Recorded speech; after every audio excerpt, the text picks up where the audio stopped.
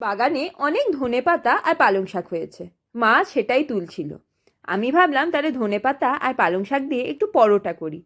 আদা রসুন পেস্ট আগে থেকে করা ছিল, ওটা নিয়ে নিয়েছি। ধনেপাতা আর পালং শাকটাও বেটে নিলাম। আটার সাথে 1 বাটি বেসন, কালো জিরে, ধনে গুঁড়ো, হলুদ গুঁড়ো, হিং, দই আর ওই পেস্টটা দিয়ে খুব ভালো করে আটাটা মেখে নিয়েছি। মাখা আটাটা আধ ঘন্টার জন্য চাপা দিয়ে রাখলাম। খোসা শুদ্ধ নতুন আলু খুব ভালো করে ধুয়ে নুন হলুদ মাখিয়ে ভেজে নিয়েছি।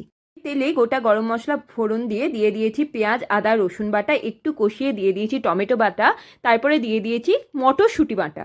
একদম কম আছে অনেকক্ষণ ধরে ভালো করে কষিয়ে নিয়ে দিয়ে দিয়েছি আলুটা, আর দিয়েছি একটু গরম মশলা। ভালো করে ঢাকা দিয়ে অনেকক্ষণ ধরে কষিয়ে কষিয়ে রান্নাটা করে নিয়েছি। বাস রেডি হয়ে গেছে আলুর দম।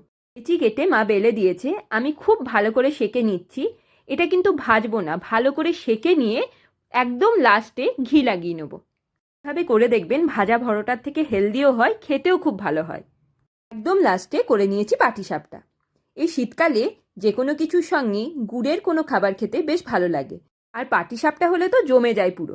কনকনে শীতের রাতে আজকে আমাদের ডিনারে ছিল মটরশুঁটি দিয়ে আলুর দম, পালং শাক ধনেপাতা দিয়ে পরোটা, পাটিসাপটা আর বেকড রসগোল্লা। টাটা।